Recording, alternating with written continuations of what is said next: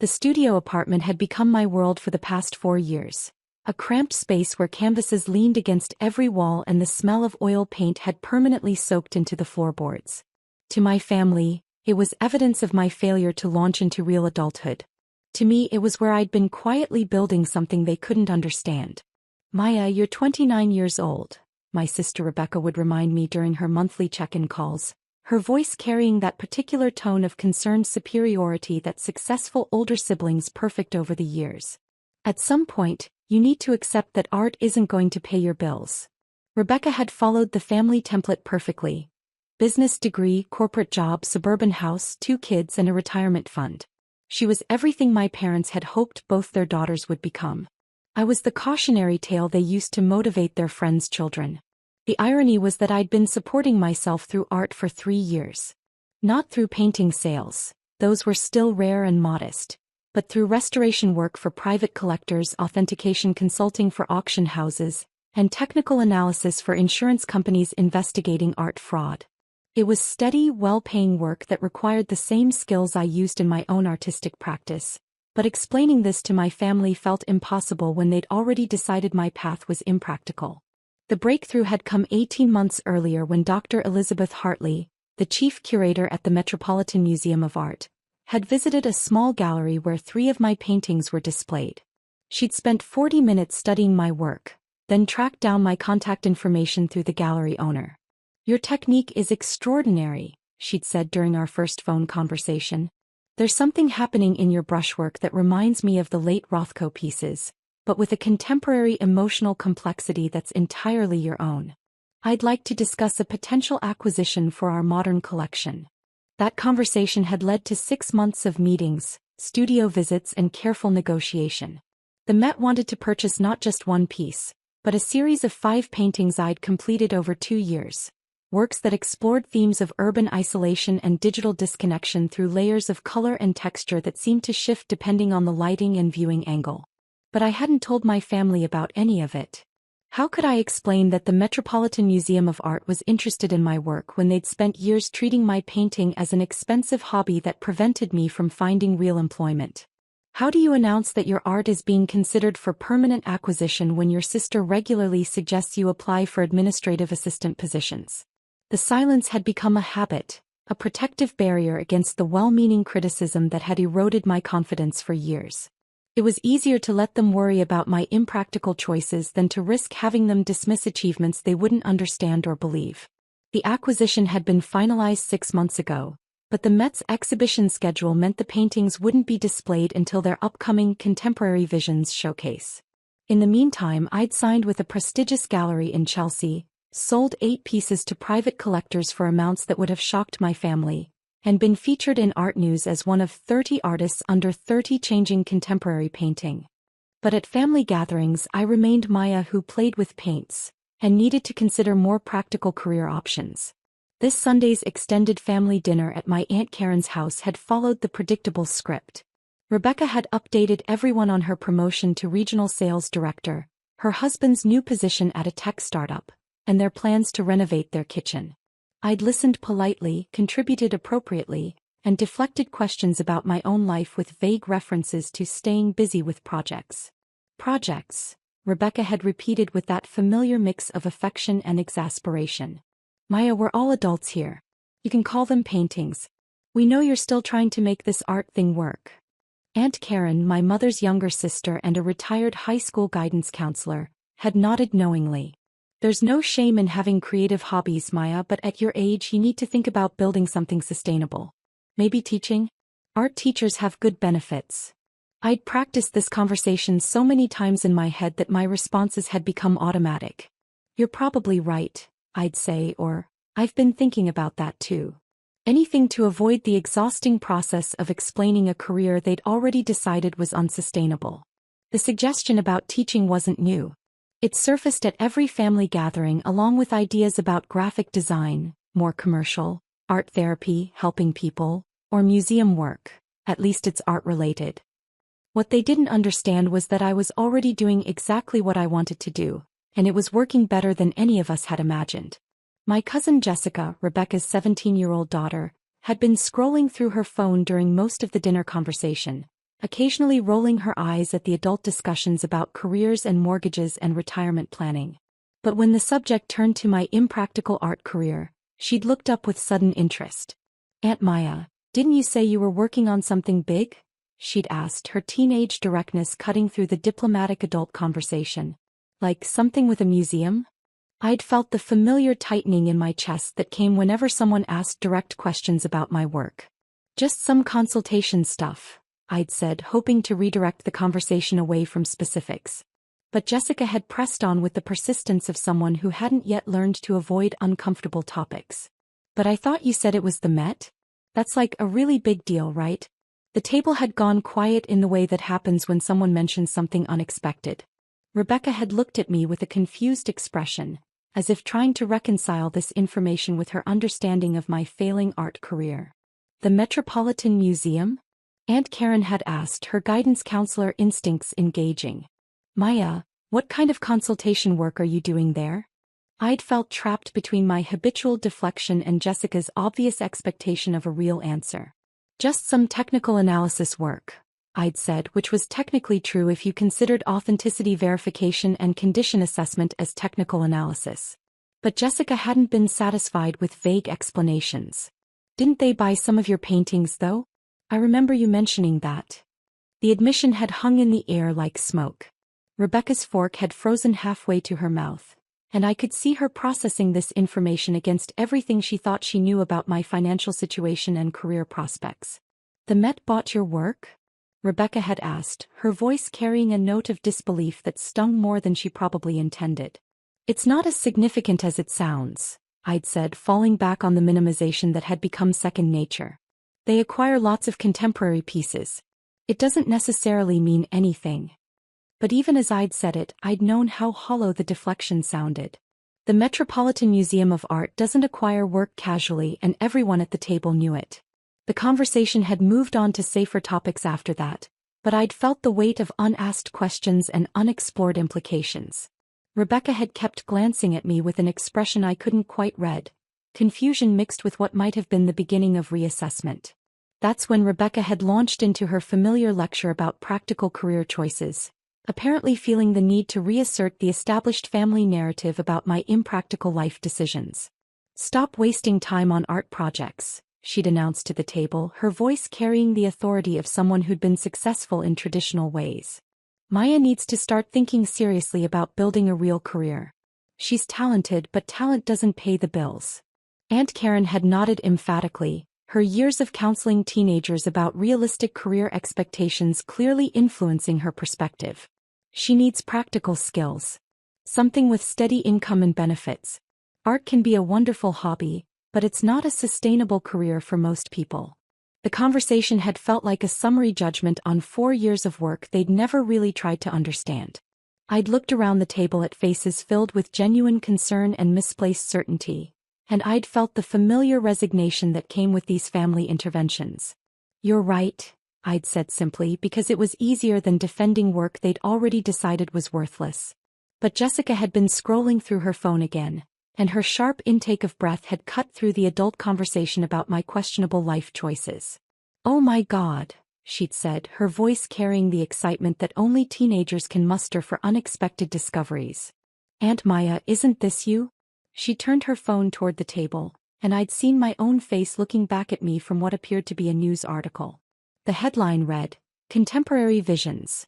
Metropolitan Museum opens major exhibition featuring rising artists." The photo showed me standing next to one of my paintings in the Met's contemporary wing, wearing the black dress I'd bought specifically for the opening reception 3 days earlier. Behind me, a small crowd of art world professionals examined my work with the serious attention that museum exhibitions command. Rebecca had taken Jessica's phone with trembling hands, scrolling through the article with an expression of growing shock. Maya Rachel Thompson, 29, is one of 15 artists featured in the Metropolitan Museum's Contemporary Visions exhibition, which opened this week to critical acclaim, she'd read aloud, her voice barely above a whisper. The silence that followed had been different from the usual uncomfortable pauses in our family conversations. This wasn't the silence of people avoiding difficult topics. It was the silence of people processing information that completely contradicted everything they thought they knew. Aunt Karen had leaned over to see the phone screen, her expression shifting from confusion to something approaching awe. Maya, this says the exhibition runs for 6 months and features work from emerging artists who are reshaping contemporary painting. It calls your pieces haunting meditations on modern isolation with technical mastery reminiscent of the abstract expressionist masters. The words hung in the air like physical objects. Rebecca had continued scrolling, finding more details about the exhibition, about my work, about the significance of being selected for display at one of the world's most prestigious museums. There's another article here, she'd said, her voice still quiet with shock. From Art News.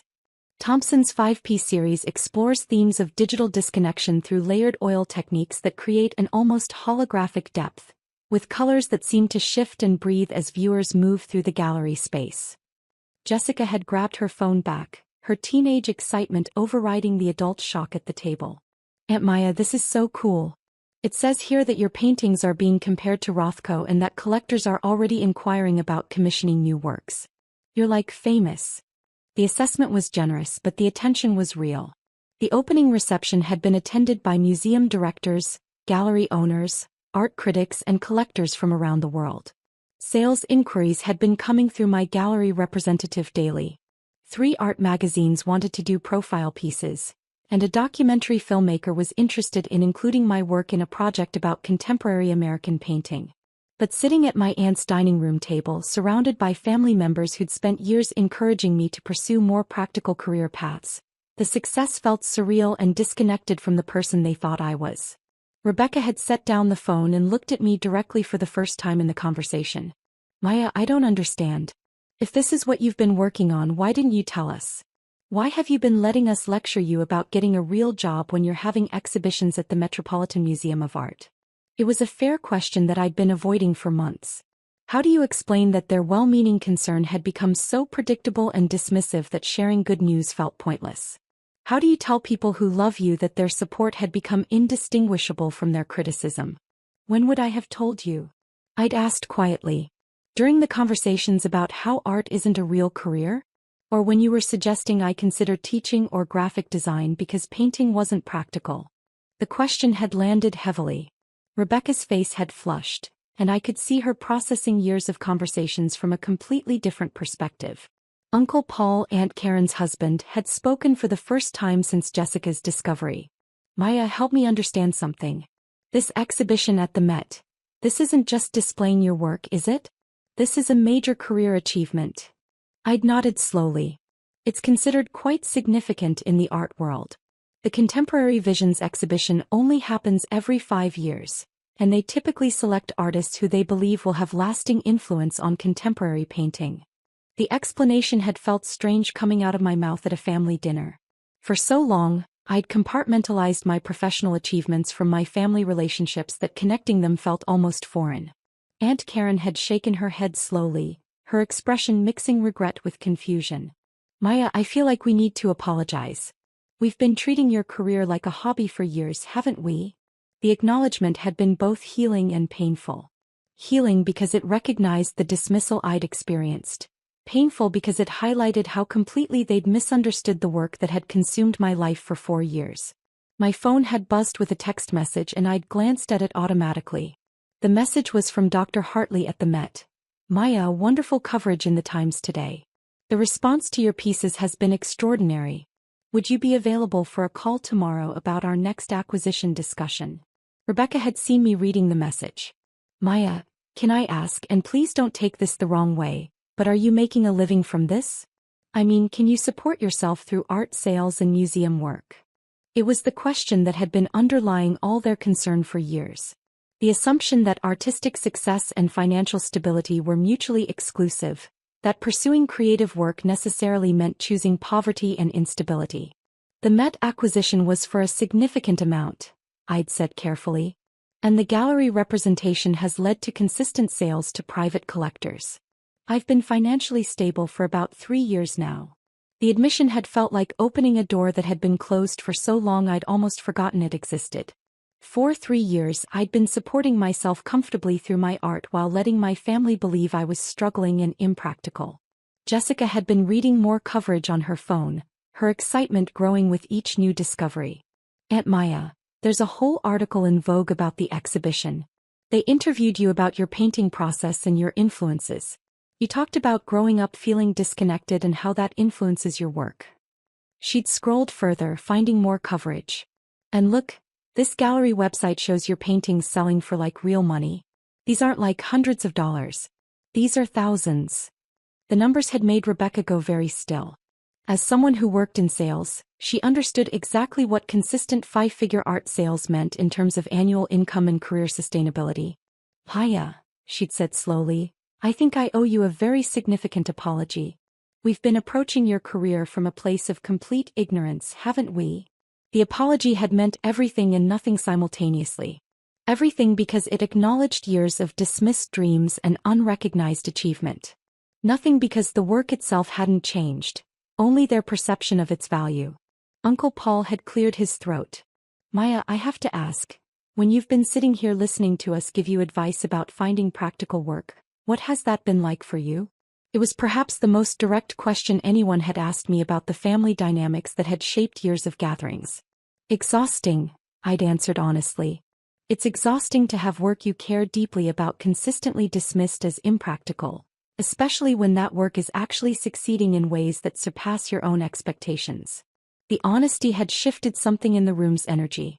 Instead of the usual careful deflections and diplomatic responses, we were finally having a real conversation about the elephant that had been sitting at our family table for years. Aunt Karen had leaned forward, her expression serious. Maya, I need to understand something. When I suggested you consider teaching, was that insulting given what you've already accomplished? The question had touched on something I'd been processing for months. The suggestion itself wasn't insulting, but the underlying assumption, that my current work was insufficient and needed to be replaced with something more stable, had been deeply painful. Teaching is important work, I'd said carefully. But suggesting I should consider it implied that what I was already doing wasn't sustainable or successful. It felt like you'd decided my career was failing without ever really asking about what I was actually accomplishing. Rebecca had put her head in her hands. Maya, I'm horrified. I've been treating you like you were failing when you were actually building exactly the career you wanted. My phone had buzzed again, this time with a call from a number I recognized as my gallery representative. I'd declined the call, but the timing had been perfect for illustrating the point we'd been discussing. That was probably about the inquiry from the collector in Hong Kong, I'd explained. Or the museum in San Francisco that's interested in acquiring one of the pieces from my next series. The casual mention of international collectors and museum acquisitions had seemed to finally drive home the scope of what I'd been building while they worried about my lack of practical career planning.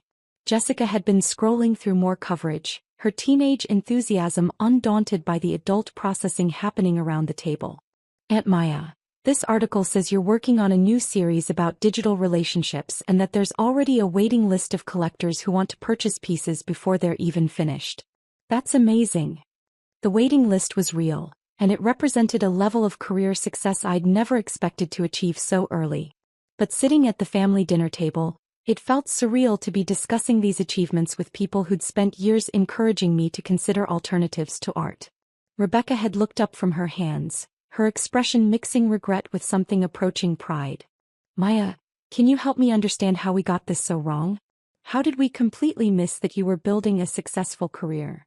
It was a complex question with roots in family dynamics, communication patterns, and assumptions about what success looked like. But the simple answer was that they'd decided artistic careers were impractical and had interpreted everything I told them through that lens. I think you saw the struggle of building something and assumed that meant it wasn't working, I'd said. Art careers don't follow traditional timelines. There are years of development, skill building, and relationship cultivation before the visible success emerges. From the outside, it probably looked like I was spinning my wheels. Uncle Paul had nodded thoughtfully. And we kept encouraging you to abandon that process in favor of immediate stability. With the best intentions, I'd added, because their concern had always come from love, even when it felt dismissive. The conversation had continued for another hour, with family members asking questions about my work, my process, and my plans that they'd never asked before. It felt like meeting them for the first time as the person I'd actually been for years rather than the person they'd assumed I was. As I'd prepared to leave that evening, Rebecca had pulled me aside for a private conversation. "Maya, I need to say something," she'd begun, her voice serious in a way I rarely heard from her. "I've spent years believing I was the successful sister and you were the one who needed guidance and support. I realize now that while I was building a traditional career, you were building something much more significant and personally meaningful." The acknowledgement had been profound, not because it changed anything about my work, but because it recognized the different paths to success and fulfillment. "Your success doesn't diminish mine," I'd assured her. "We just chose different definitions of achievement."